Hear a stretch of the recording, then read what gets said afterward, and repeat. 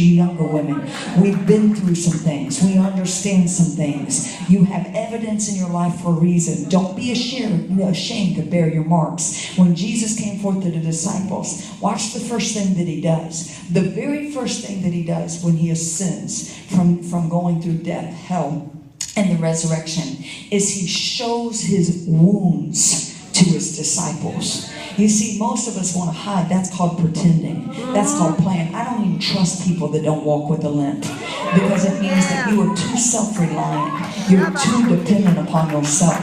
Because when you walk with a limp, it means you have struggled, you have wrestled with God, and God has gained the victory, because it means he touched you in the seat of your strength. And you recognize it's not because you're all that cute, it's not because you're all that smart, it's not because you're all that, it's because God in you can do all things, because you live and you move in him. And so it's God's power through you. And as God operates through you, there are no limitations in your life. So people stand back, they go, how does she keep doing it? How does she do what she's done? And I wish I could tell you my only testimony was my childhood, but y'all know a whole lot better than that. I went through a season in my midlife where there were 19 life crises, 39 different events, that everything you could imagine that did happen. Most people focus on the divorce because that's what most people want to focus on. But what they don't recognize is my ex-husband, who is a dear friend, and I mean today, he'll text me almost every day. It's hard to believe it's been 8 years. Had a complete breakdown, had a stroke.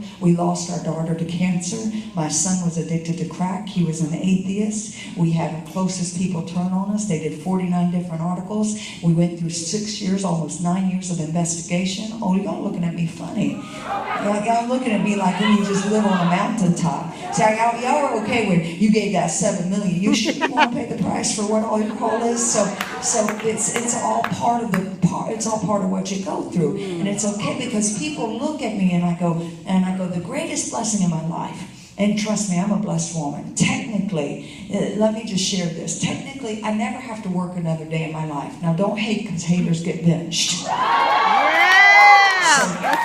means that I don't have to preach for money. I don't preach for money, because it doesn't mean I preach for purpose. Now, you should be glad about that, because I'm not here for a check. Because if I was here for a check, I wouldn't be here. I'm just being honest. Because that's not why I preach. Because God blessed me enough that maybe I couldn't buy $1,000 shoes every day of my life. I like nice shoes, guys. Nothing wrong with nice shoes. Y'all are looking at me funny.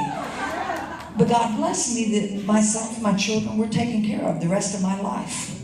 Well, some people are, they're stuck right there. They're mad right there. I'm just going to have to cast that devil out right now, because you can't go any further until you rejoice, because the same God that pulled me out of a trailer is the same God that will feed you. He's no respecter of persons, I'm telling you.